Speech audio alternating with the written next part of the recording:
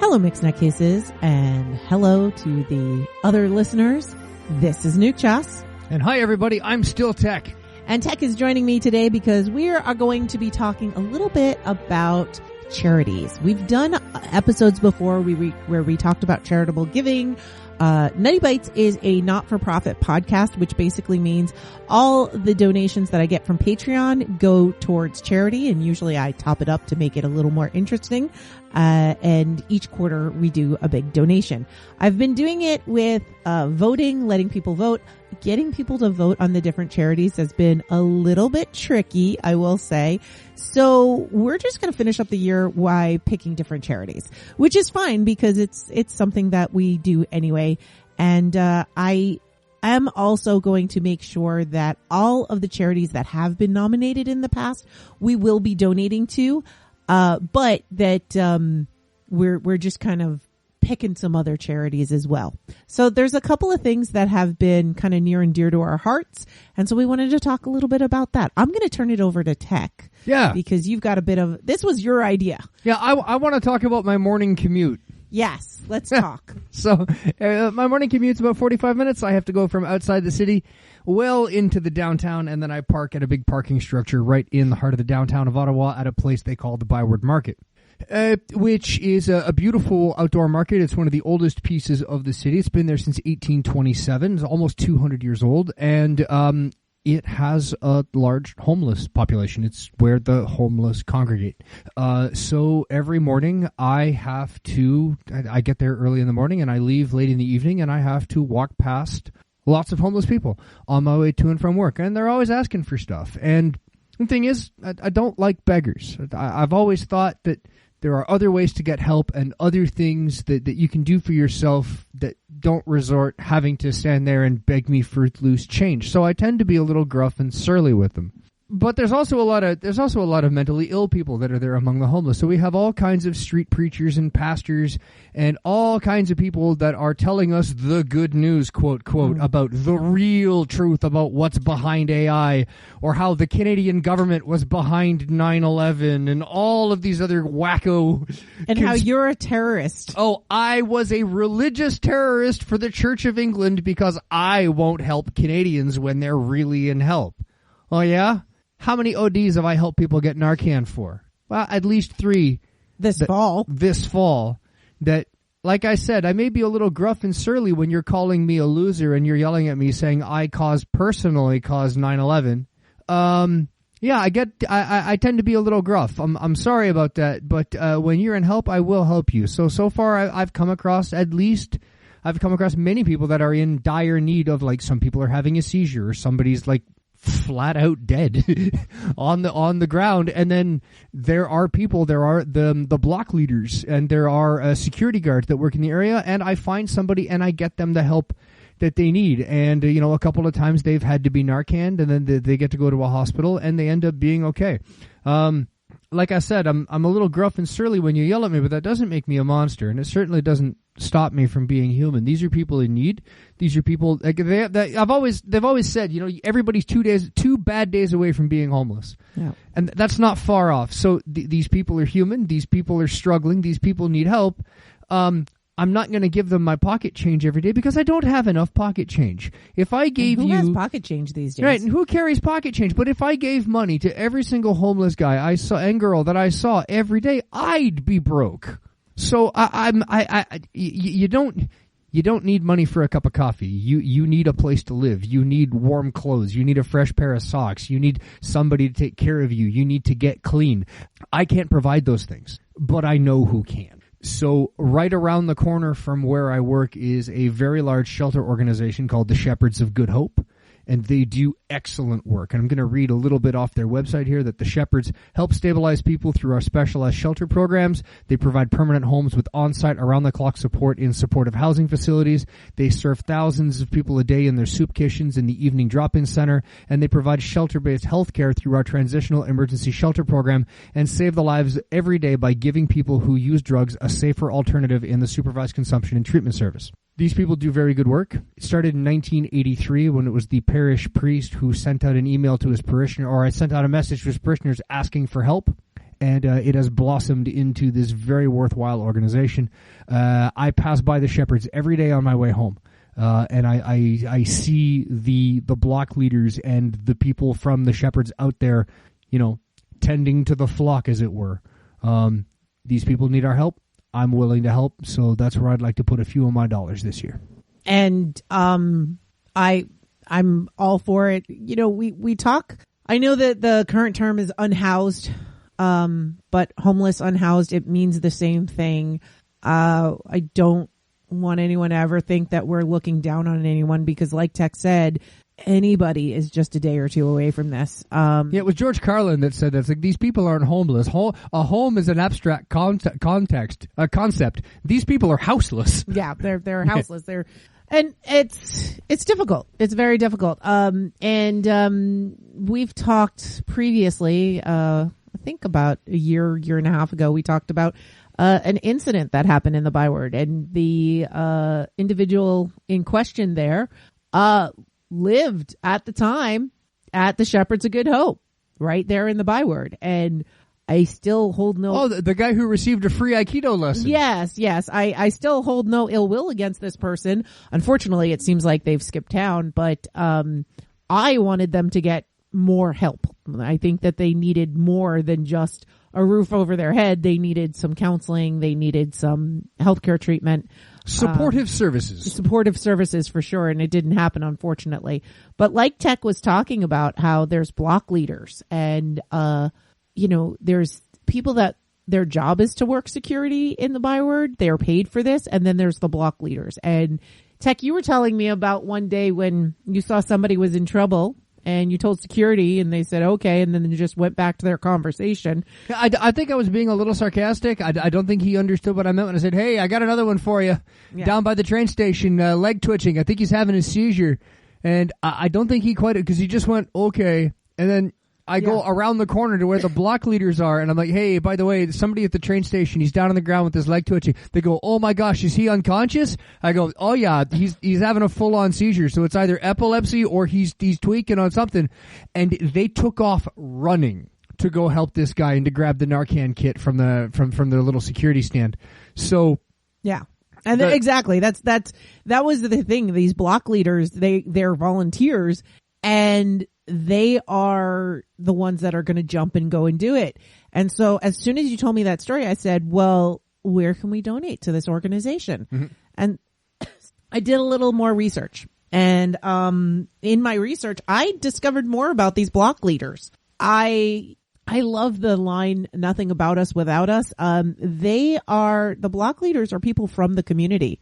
They are people who are unhoused as well. They are people that are drug users, perhaps. That there are people that are maybe more stable, and they volunteer their time, and then they get that training on how to use Narcan, and they walk around and they wake people up in the morning with muffins and coffee and get them out of areas that they're going to get, problems with in the morning. And they're looking after their own. And I guess the big thing that I was reading about this is there used to be this sense of community that people would look out for each other, and things have gotten worse to the point that that wasn't a thing that was happening. So now there's an official organization, and they do this all with sponsorship and help from another organization called Ottawa Inner City Health. And this is about healthcare, harm reduction, and then they also say hope.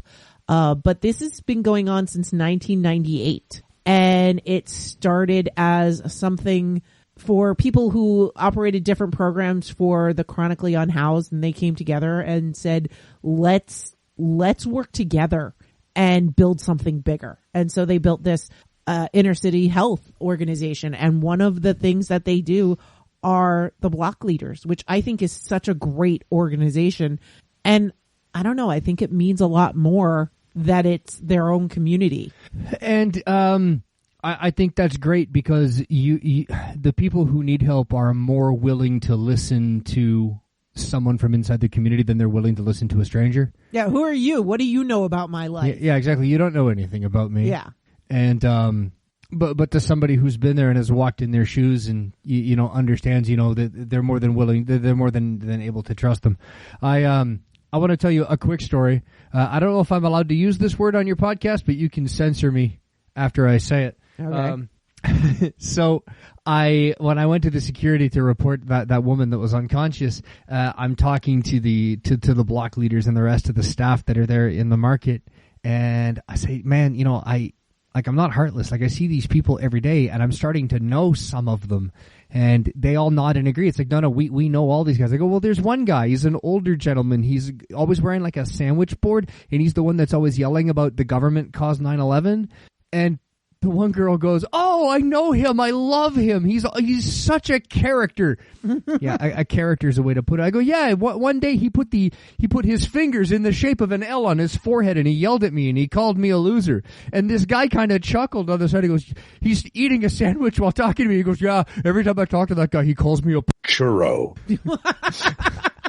That is fantastic. That is fantastic. And that's the thing. It's you start to see these people, you start to know them, and these are the people in your neighborhood. I walked by one guy one morning, and he looks at me and he goes, oh, there's a guy who's going to collect his pension.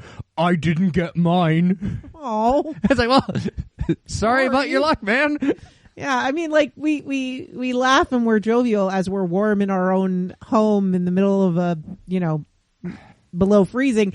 But we do care. We care about them a lot. And so I think by supporting these local organizations, we can help make things a little better. This is how I think I can do the most good. Yeah.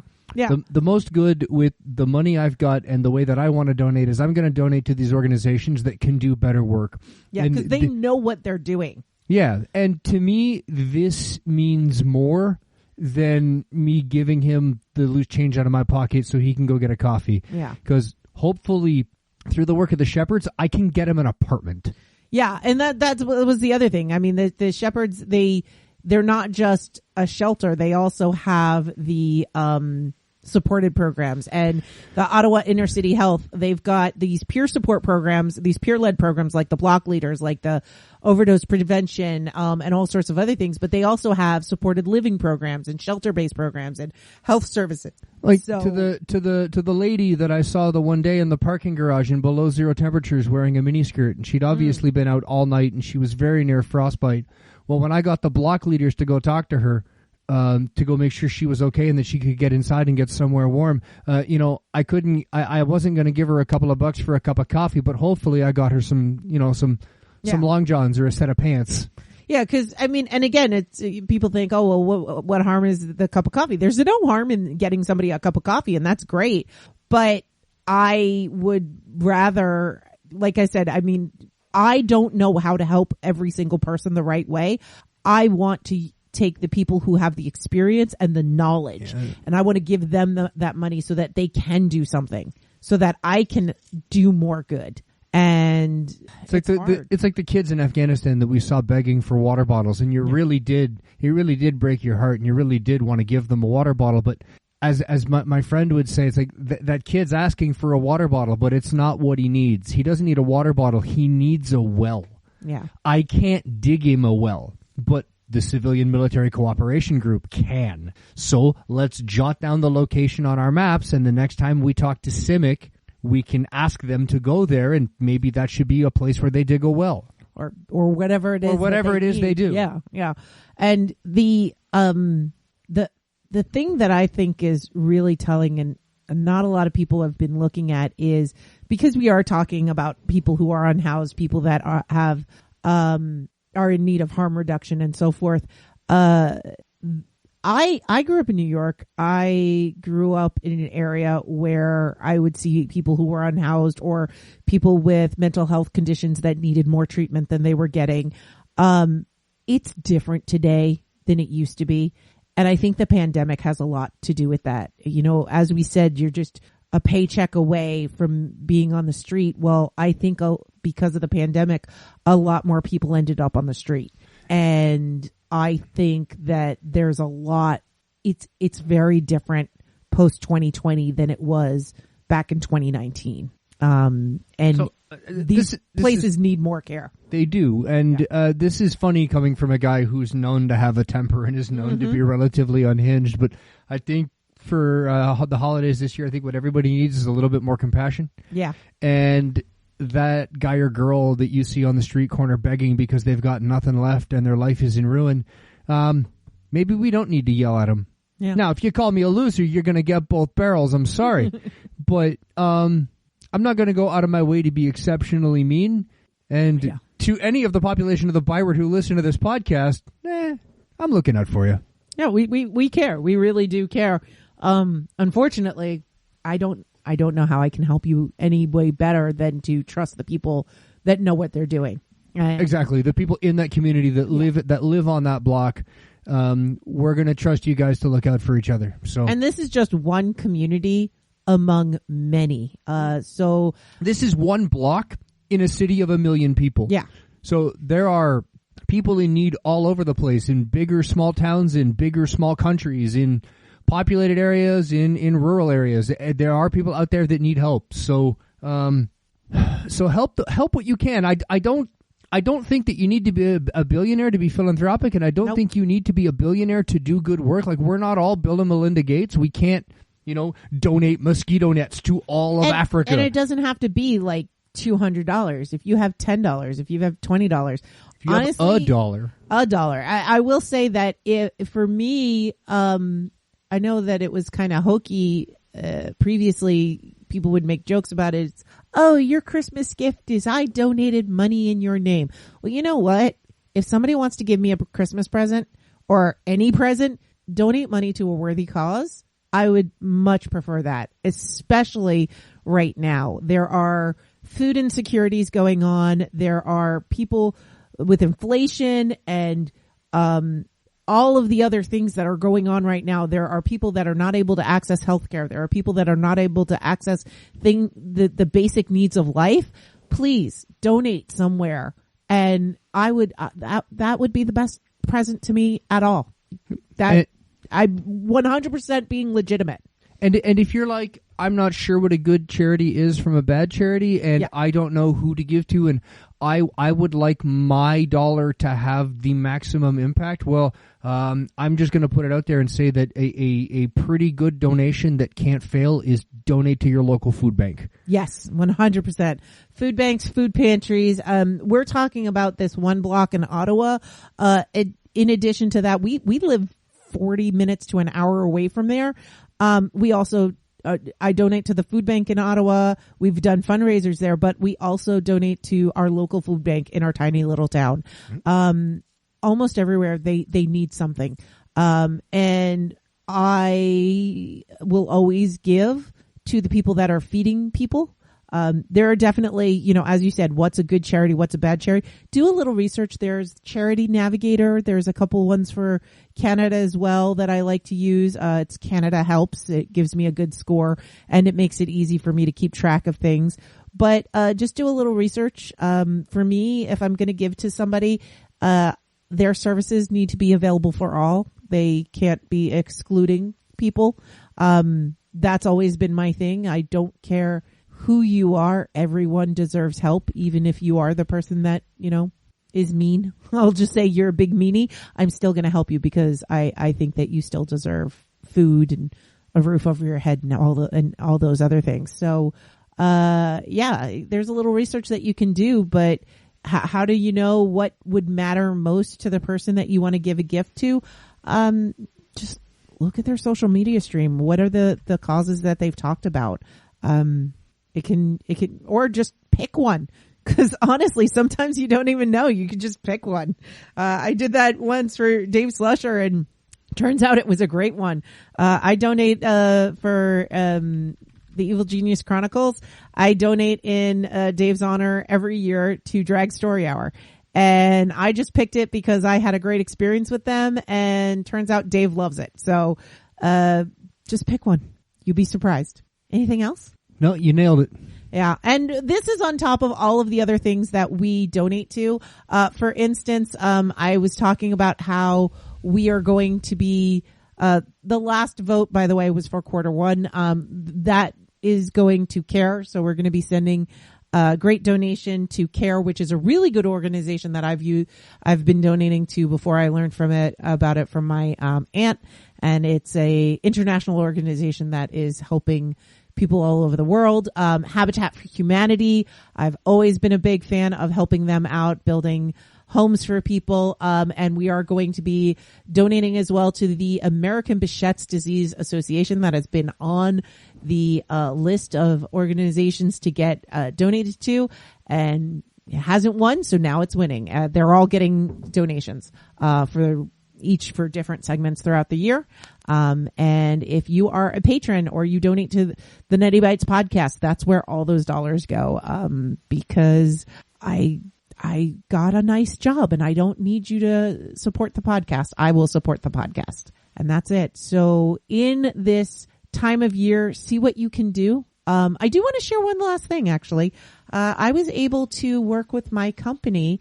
We have this thing where we give each other points at work and they can be turned into gift cards and things. And there have been times that and additionally, you can turn those into donations to charity, which is what I do. Because if you turn them into a gift card or you buy clothing or whatever, you end up getting taxed on it. So one, I don't need to raise my salary for these points. And two, I can donate and not get taxed on the money, and I get the tax receipt. It's a win-win. But I was able to work with my organization and get a matching campaign going. So we did a drive for, Feed America, because my company is international, but most of our employees are in the States.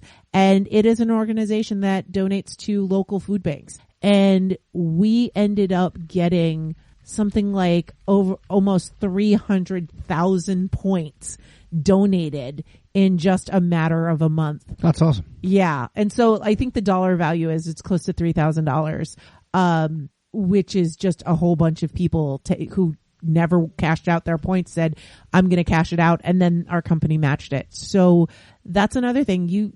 It was just an offhand thing, and I kind of pushed for it, and you have those conversations with your work, see what they can do if there's some sort of matching program or something like that. On that note, Shepherds of Good Hope is matching donations before Christmas up to $35,000. Nice. Who's doing the matching? I don't know. It was just on their website. Oh, cool. A lot of times, sometimes that's like an anonymous matching. Yep. But yeah, if you donate to a cause, sometimes they'll send you emails that will say, currently we have a matching program going on, which is really great. I get that all the time from like the Red Cross we always give to, and War Amps and all the other ones that we typically give to. The one thing I can't seem to get charities to stop doing is stop sending me things in the mail. I don't need you to send me stickers and address labels and Christmas cards and all the other, no, that's just money that is taking away from what you're doing. I wish there was a thing that I could just say, no, I'm going to give to you. Stop sending me things. But we're not there yet.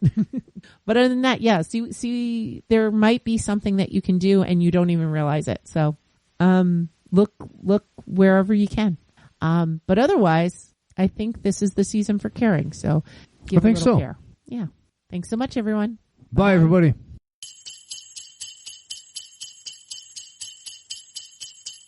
The Nutty Bites podcast is produced by Nimlas Studios under the Creative Commons Attribution Non-Commercial No Derivatives 4.0 International Deed. What this means is you can share it, but you can't change it, you can't make money off it, and you need to link back to me, my site, and everything. We live at nimlas.org. There you can find links to social media, Discord, our Facebook group, Patreon, or you can call us at 347-NUTTY-42. We do not consent to having AI scrape, learn from, or repurpose the Nutty Bites podcast.